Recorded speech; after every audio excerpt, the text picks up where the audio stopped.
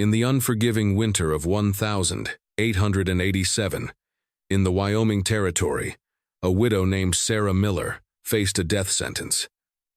It wasn't a hanging, and it wasn't an illness. It was silence. Alone on a failing ranch, Sarah had just crushed both her hands in a brutal accident with a cattle gate. She couldn't hold a fork, she couldn't load a rifle, and she certainly couldn't fight off the land sharks circling her property.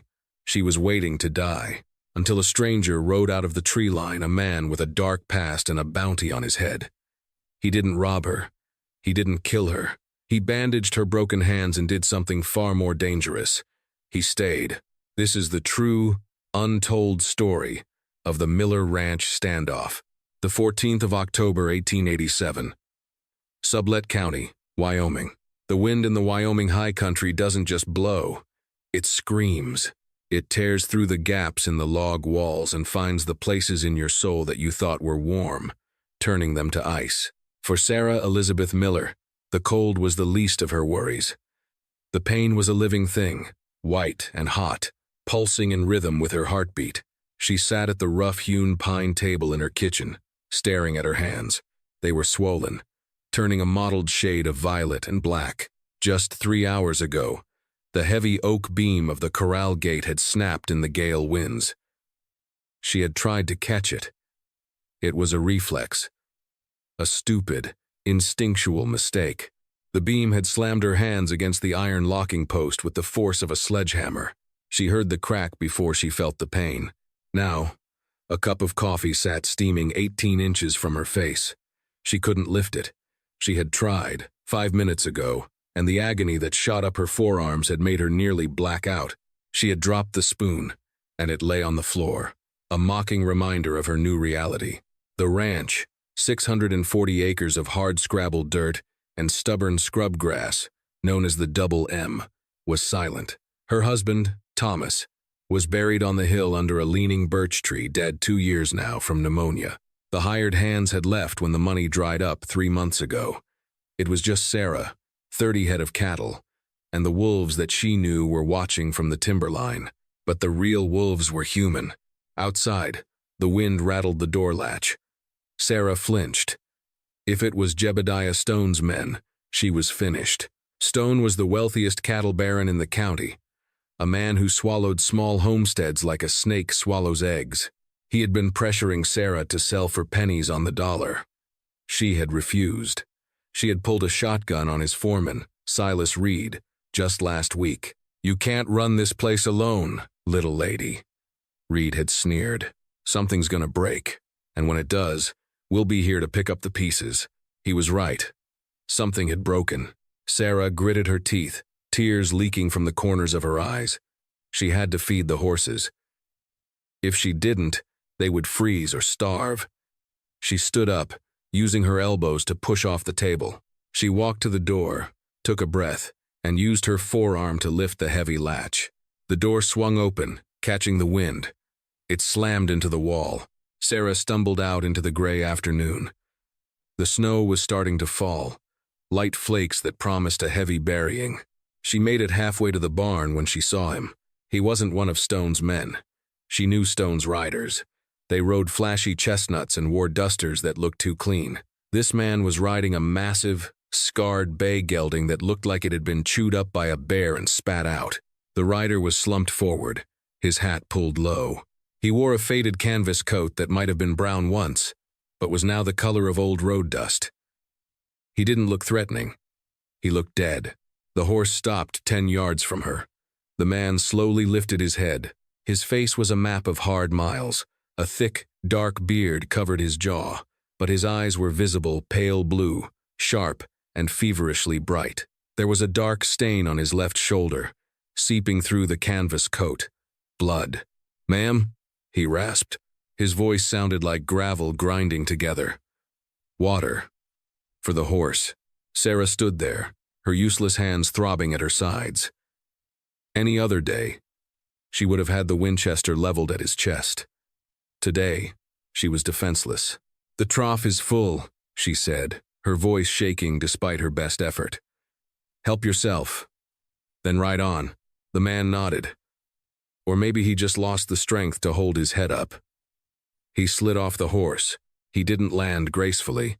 He hit the ground hard, stumbling into the animal's flank. He gripped the saddle leather to stay upright. He led the horse to the trough. The animal drank greedily. The man cupped his hands to drink. But he stopped. He looked over the horse's back at Sarah. His eyes dropped to her hands. They were hanging limp, swollen to twice their normal size. The fingers curled into claws. "What happened?" he asked. The fever in his eyes seemed to cool for a second, replaced by a sharp, assessing intelligence. "None of your business," Sarah snapped. "You got your water." The man wiped his mouth with his sleeve. He took a step toward her. Sarah took a step back, her heart hammering against her ribs. "I ain't gonna hurt you," he said. He saw the fear, and he stopped. "I'm Caleb. Caleb Holloway." He looked at her hands again. "You can't use those. Not like that." "I can manage," she lied. "No, you can't," Caleb said. He pointed to the barn. "You were heading to feed the stock. You can't pitch hay with broken hands, lady. You'll pass out from the pain before you lift the fork." He was right. The truth of it hung in the cold air between them. "I don't have money to pay you," she said, her pride making her chin lift. "And I don't take charity." Caleb looked down at his own bleeding shoulder, then back at her. A wry, pained smile touched his lips.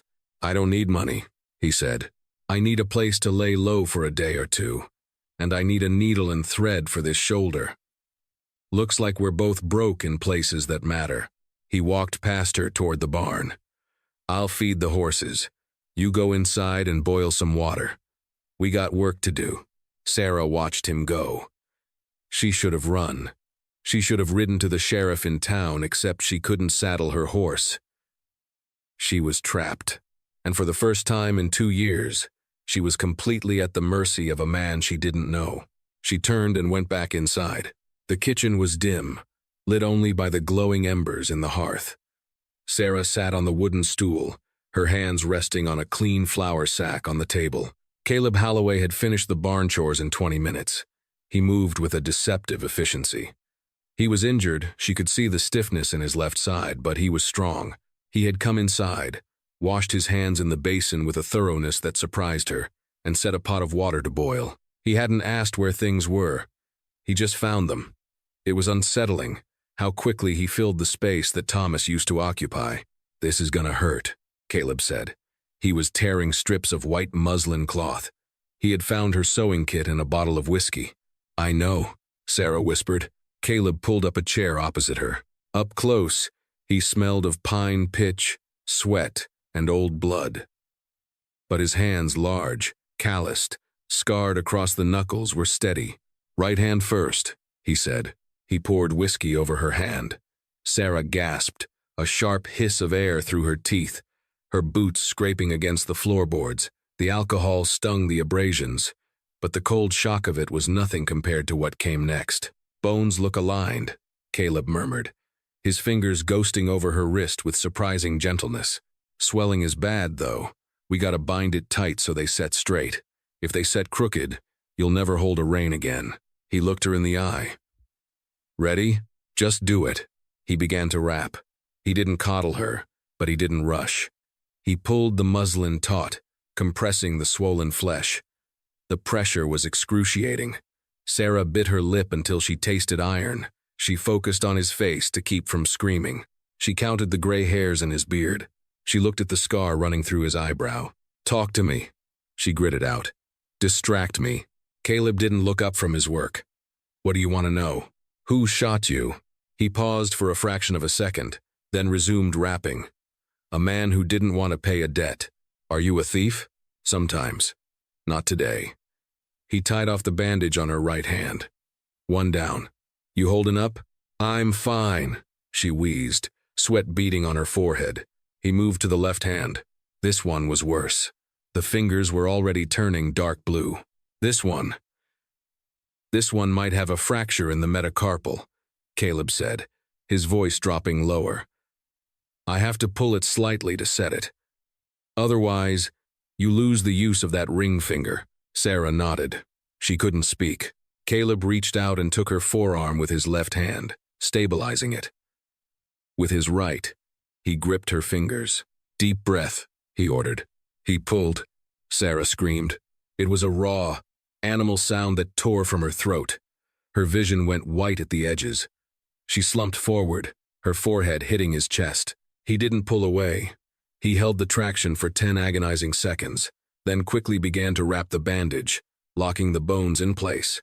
"Breathe," he whispered, his voice rumbling against her ear. "It's done. It's done, Sarah." She hadn't realized he knew her name.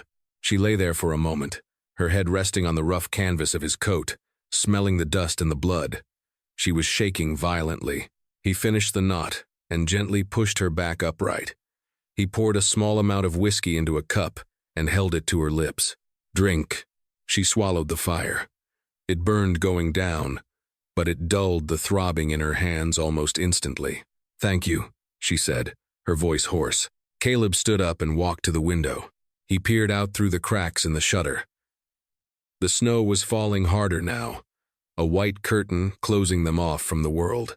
"Don't thank me yet," he said darkly. "You got a visitor." Sarah's stomach dropped. "Stone? 3 riders," Caleb said, "coming up the main trail. They aren't hiding." Sarah struggled to stand.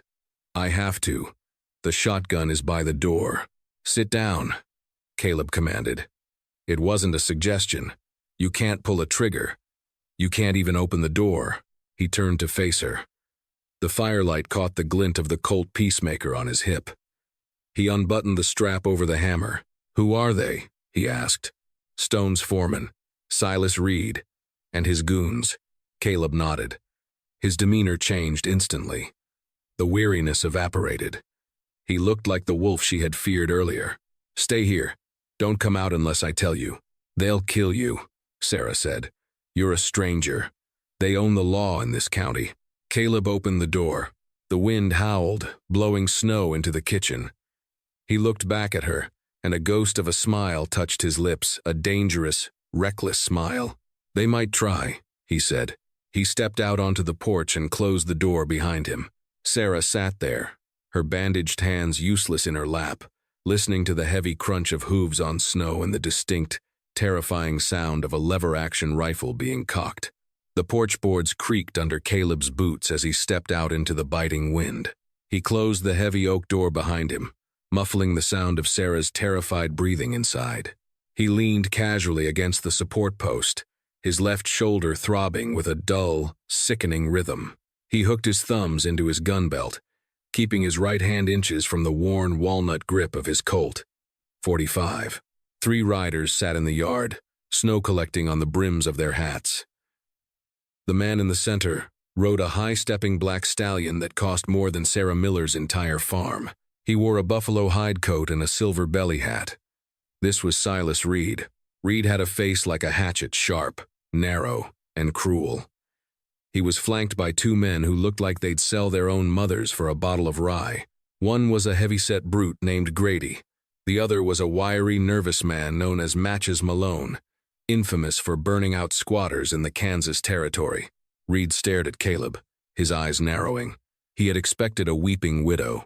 He hadn't expected a man who looked like he'd crawled out of a grave to fight. "Who the hell are you?"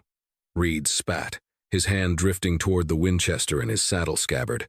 "Just passing through," Caleb said. His voice was flat, carrying no emotion. "Stopping for water." "You're in the wrong place, stranger," Reed sneered. "This is Miller land, and the widow Miller don't take guests. Where is she?" "She's indisposed," Caleb lied smoothly. "She hired me on to manage the stock." Reed threw his head back and laughed, a harsh, barking sound. "Hired you? She can't afford flour, let alone a hand. You're a drifter, and by the look of that blood on your coat, you're a wanted one." Reed's eyes were sharp. He had spotted the dark stain on Caleb's left shoulder. "You look like a dog that's been kicked," Reed continued, leaning forward over his saddle horn.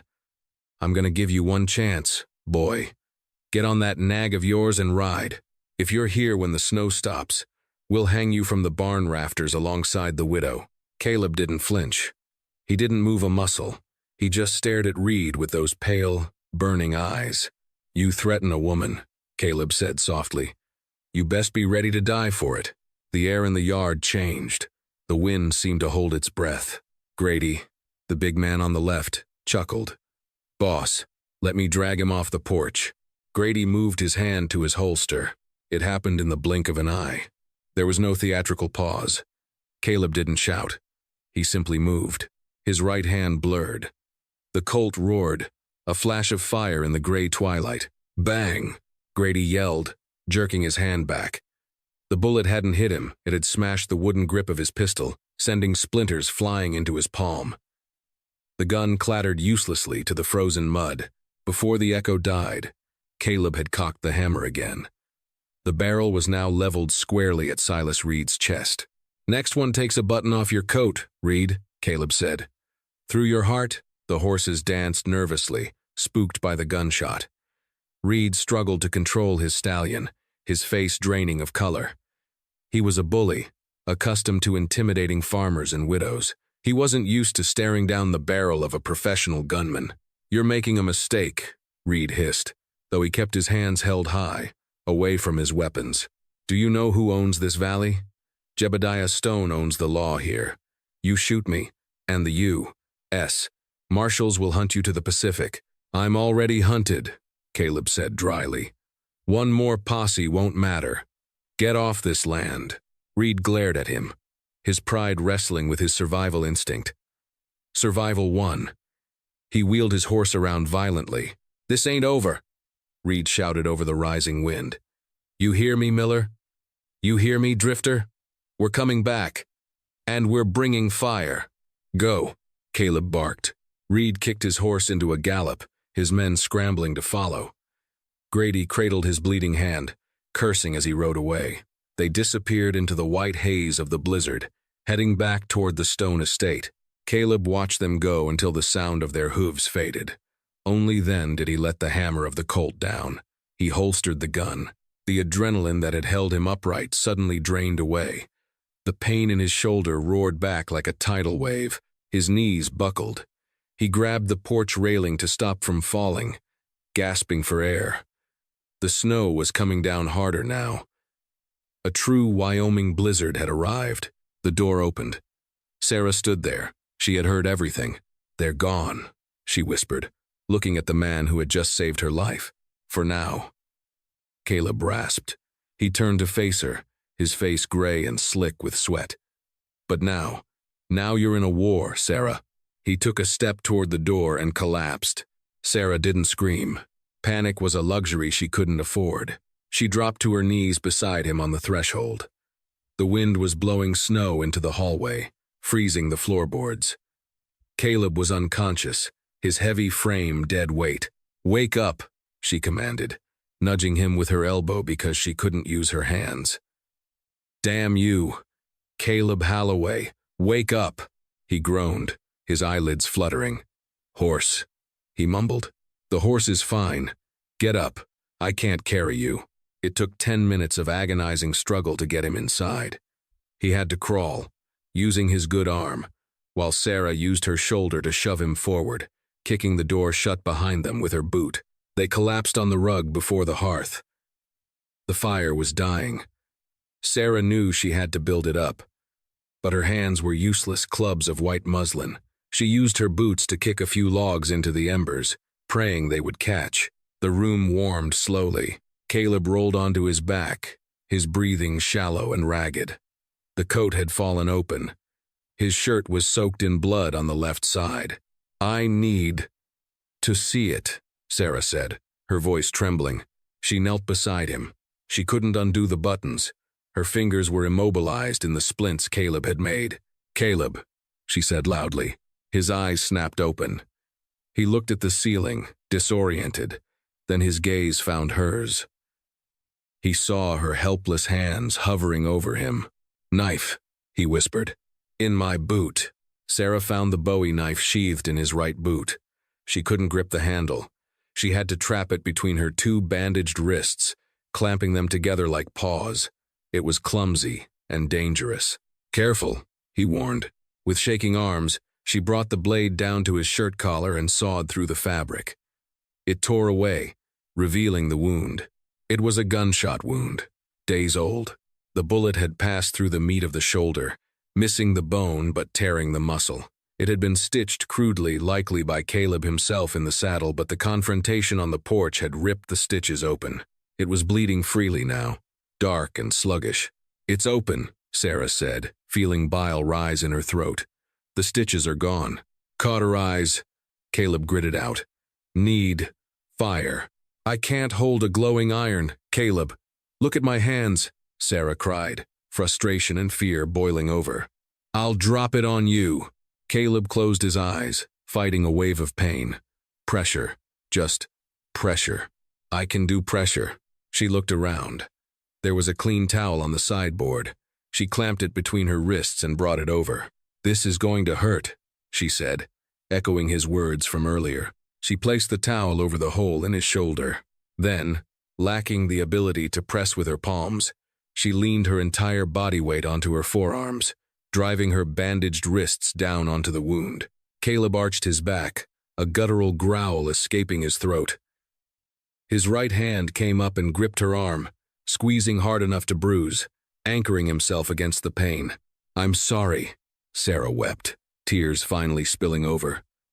"I'm sorry. Don't stop," he gasped.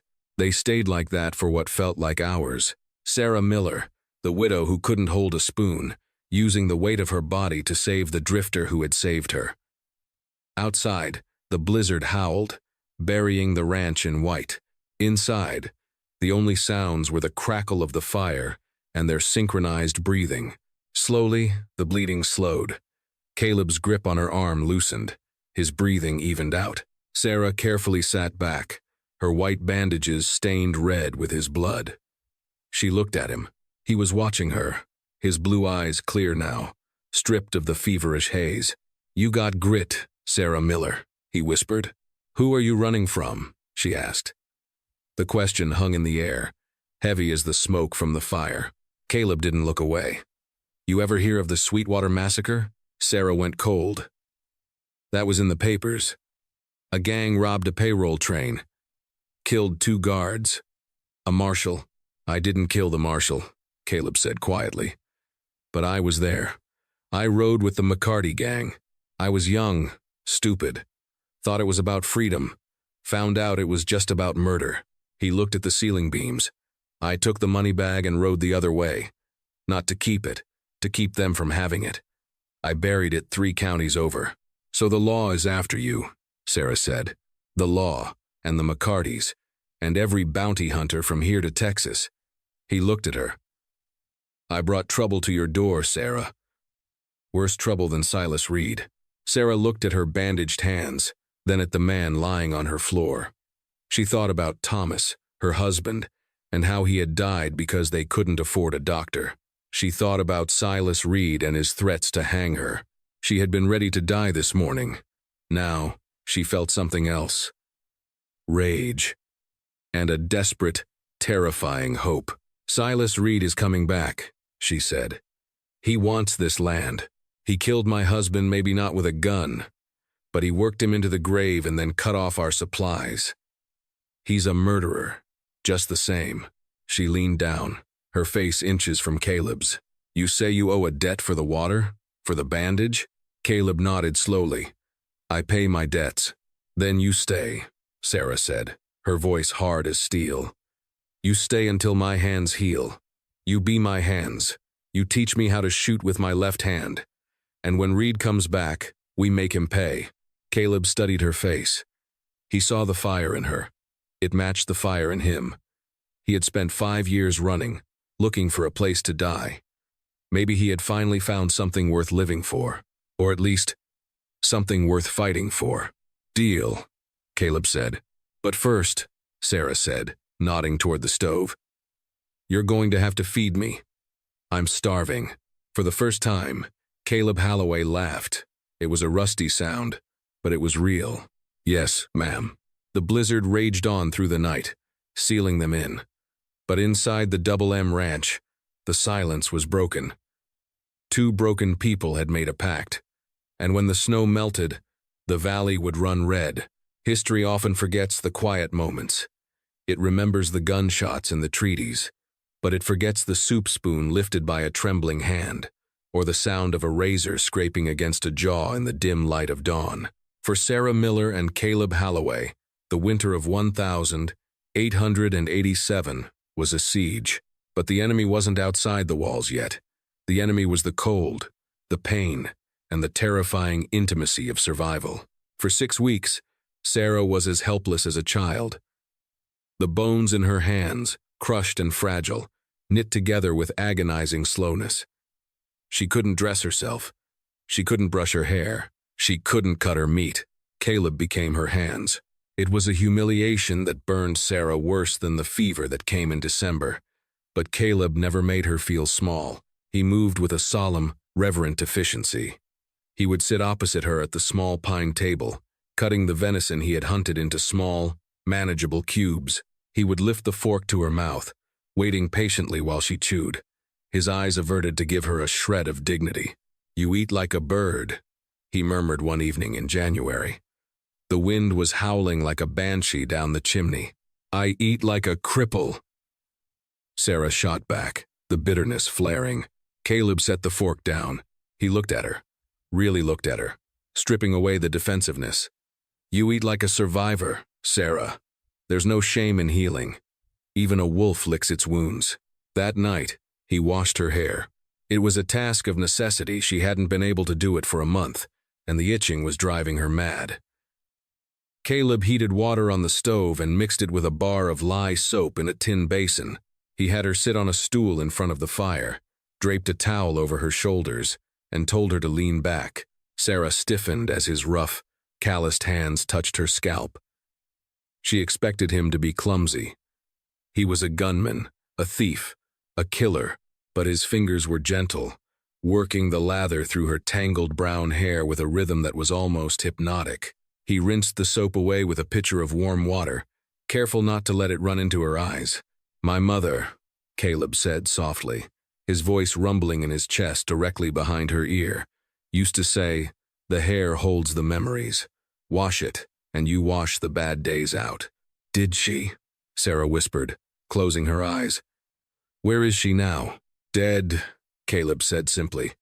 "Cholera, down in Abilene. She died waiting for a man who never came home." "Your father?" "No, me." The silence that followed was heavy, but not uncomfortable. As he towel-dried her hair, his hand brushed against the nape of her neck. Sarah felt a jolt of electricity that had nothing to do with the static of the winter air. She sat very still. Caleb pulled his hand away slowly, as if he had been burned. The next day, the training began. Caleb didn't just bandage her. He weaponized her. He knew that even when her hands healed, she would never have the grip strength she once had. Her right hand, her trigger hand, was stiff, the index finger locking up in the cold. "We changed the tool," Caleb said. He took her husband's heavy Winchester rifle and set it aside. He pulled a smaller, lighter weapon from his own saddlebag, a Spencer carbine, short, vicious, and manageable. "You can't shoot right-handed no more," he told her, standing in the snow behind the barn. "So you learn left." "I can't write with my left, let alone shoot," Sarah argued. "You ain't writing poetry, Sarah. You're putting lead in a target." He stood behind her, wrapping his arms around her to guide her aim. He pressed her left shoulder forward, adjusting her stance. "Breathe out," he whispered into her ear. "Squeeze. Don't pull. Squeeze like you're wringing out a wet cloth." Crack. The bullet kicked up snow 3 feet to the left of the fence post. Again. Crack. 2 feet. Again. They spent hours in the freezing cold until Sarah's fingers were numb and her shoulder was bruised black and blue. But by February, she could hit a coffee can at 50 yards with her left hand. She learned to load the carbine using her knees to hold the barrel, compensating for her weak grip. She was becoming dangerous. But while Sarah was learning to fight, the valley was waking up. The snow began to recede in patches, revealing the brown, dead earth beneath. And with the thaw came the realization that their isolation was ending.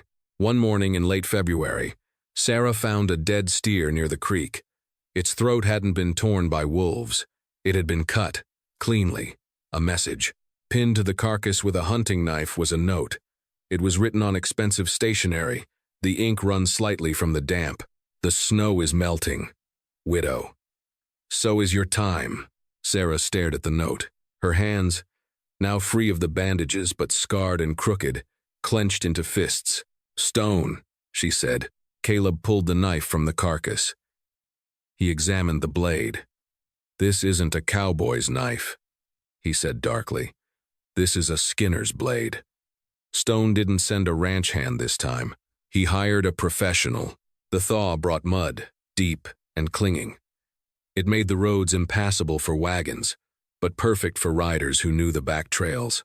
Caleb had become restless. He spent his nights cleaning his colt, disassembling and reassembling it by the light of the fire. He slept in the barn now, claiming he needed to watch the stock, but Sarah knew the truth.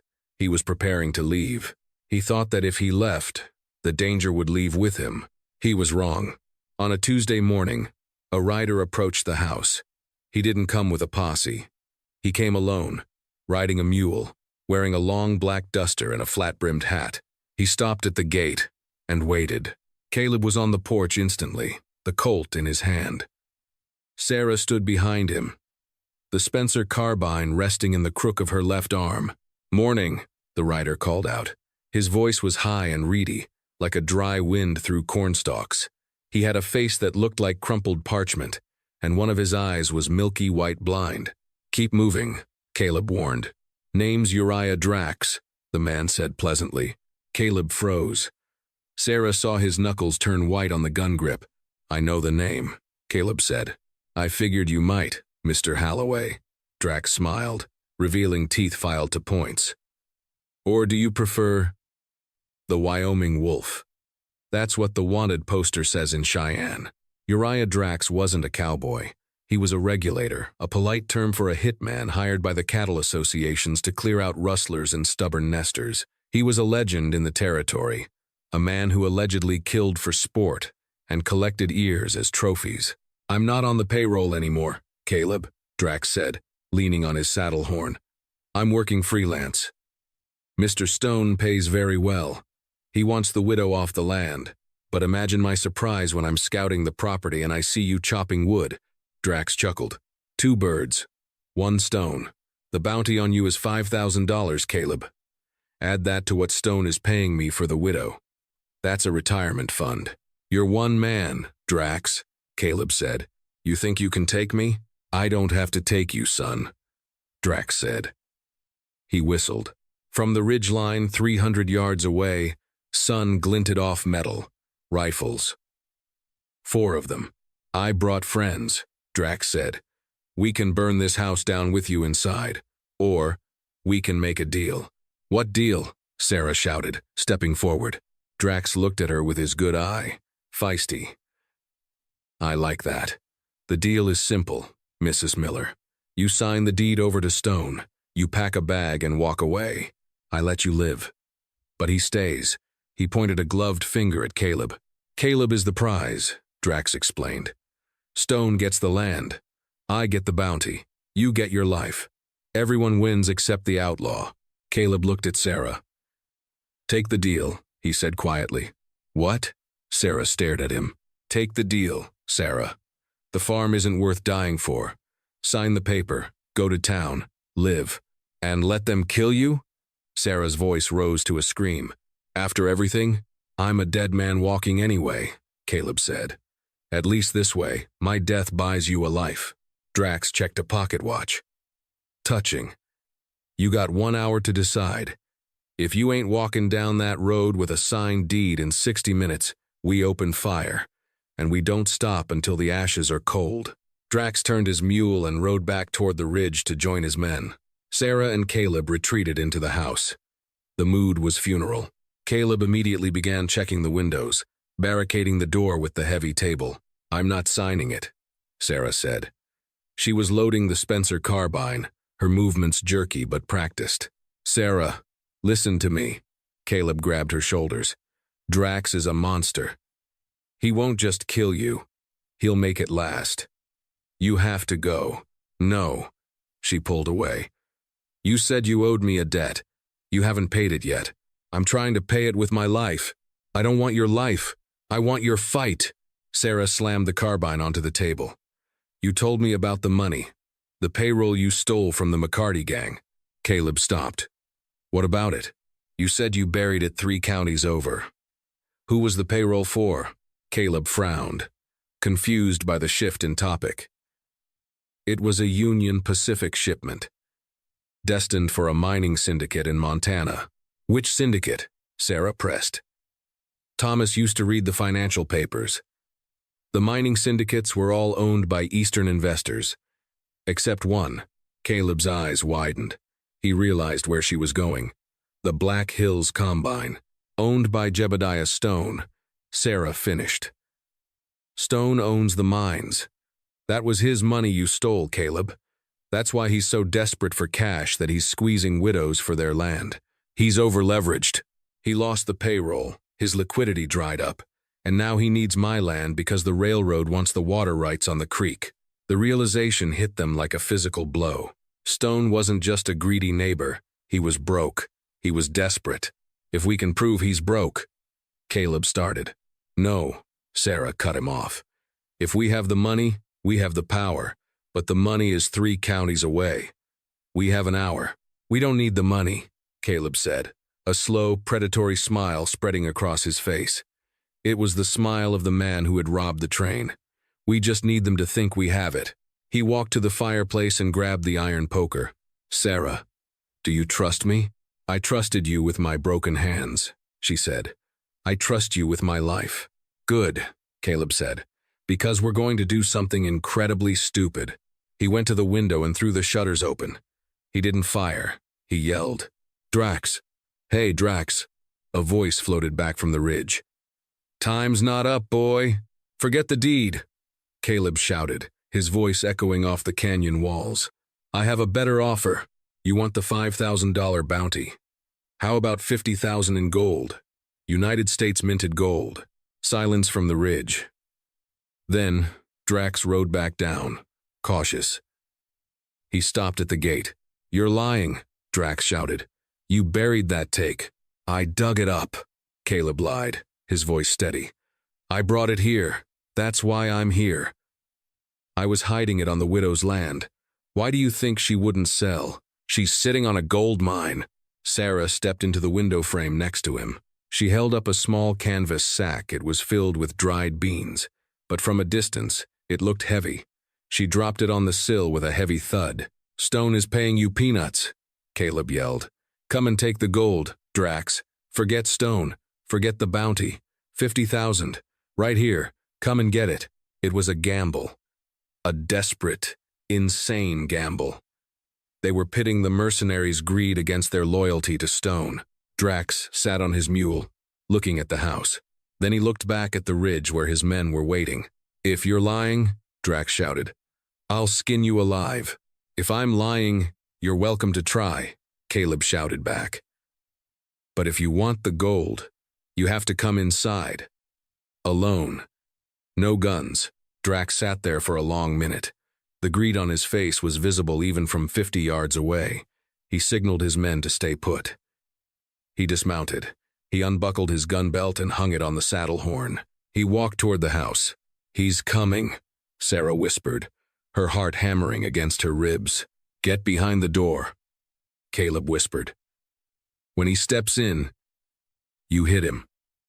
Hard. With what? Caleb looked at her hands. They were scarred, crooked, but strong. He handed her a heavy cast-iron skillet. With everything you got. The boots crunched on the porch steps. The door handle turned.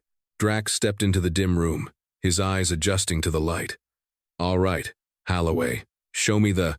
He never finished the sentence. The cast-iron skillet connected with the side of Uriah Drax's head with a sickening thud. It wasn't the clean knockout you see in dime novels. Drax staggered, his knees buckling, but he didn't fall. He roared, a sound of pure animal rage, and spun around, his hand groping for the knife in his boot. Blood streamed down his face, blinding his good eye. Sarah, get back, Caleb shouted. He lunged, He didn't go for his gun. There wasn't time.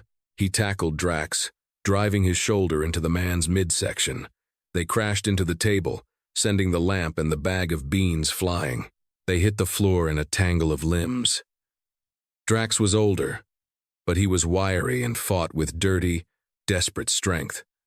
He got a hand around Caleb's throat, squeezing the windpipe.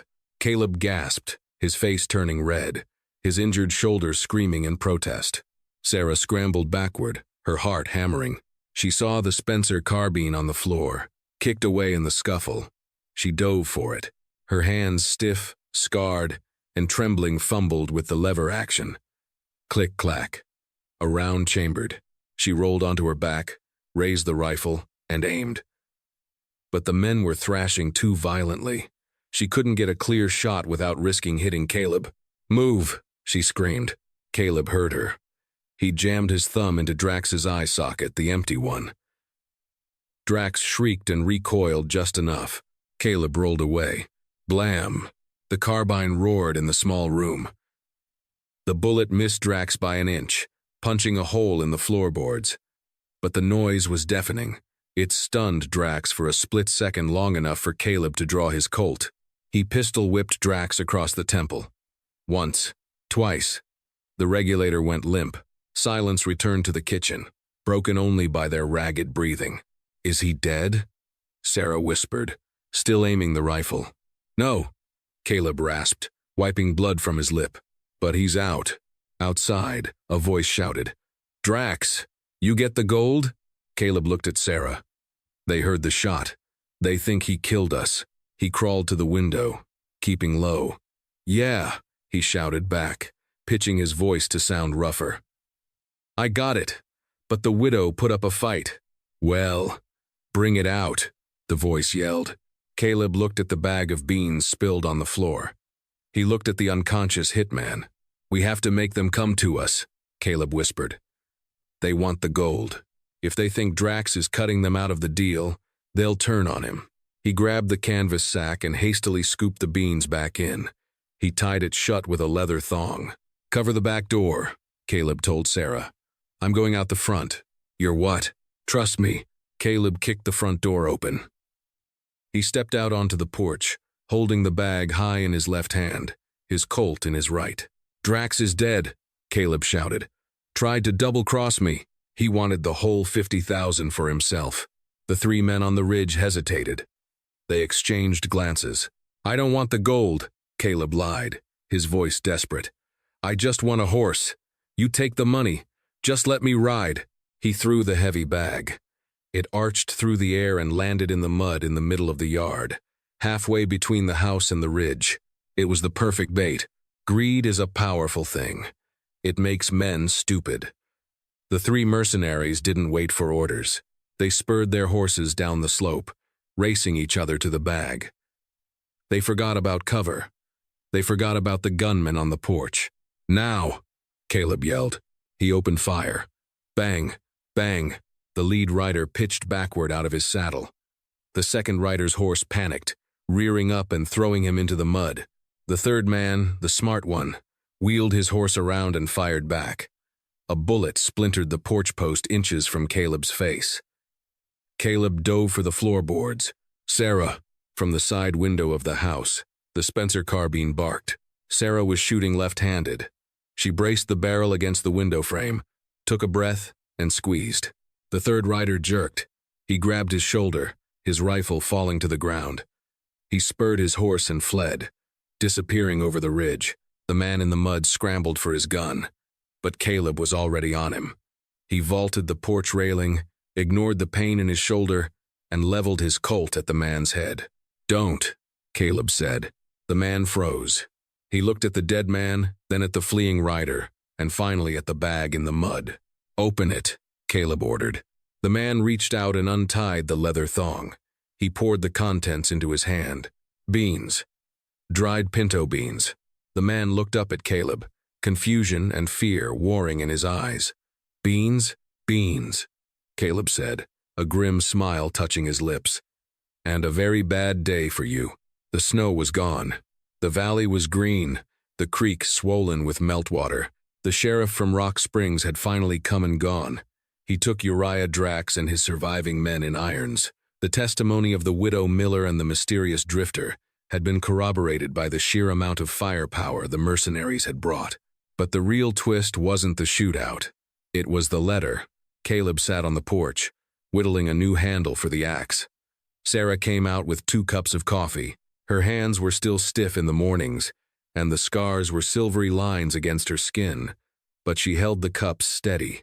"It came today," she said, handing him an envelope. "From who?" "From the governor." Caleb stopped whittling. He took the letter. It was a pardon. "How?" he asked, looking up at her. "I wrote to him," Sarah said, sitting on the railing. "I told him about the McCarty gang.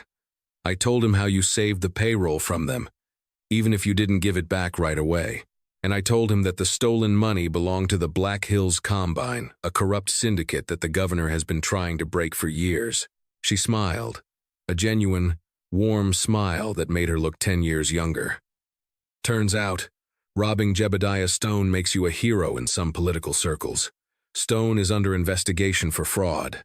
He's losing his land, Caleb." "All of it." Caleb looked at the paper. A pardon, freedom.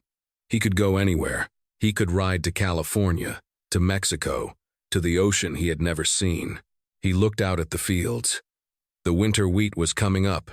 The fence he had repaired last week was straight and strong.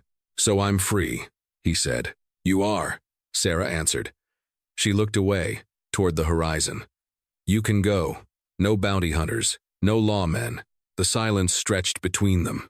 It was the same silence that had been there the day he arrived, but it wasn't cold anymore. It was warm, filled with the memory of shared meals, shared pain, and the blood they had spilled together. Caleb folded the letter and put it in his pocket.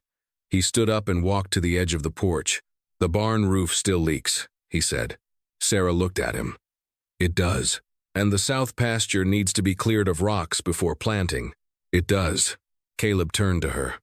He took her left hand, the one that had pulled the trigger that saved his life. He ran his thumb over the scar on her knuckle. "A man can't farm with broken hands," he said softly. "But two people might make a go of it." Sarah squeezed his hand. Her grip was weak, but it was enough. "I don't have money to pay a hand," she whispered, the old joke resurfacing. "I don't need money," Caleb answered, echoing the words he had said that first snowy day. "I just need a place to stay." He didn't kiss her. Not then. That wasn't their way. He simply put his hat back on, picked up the axe, and walked toward the woodpile.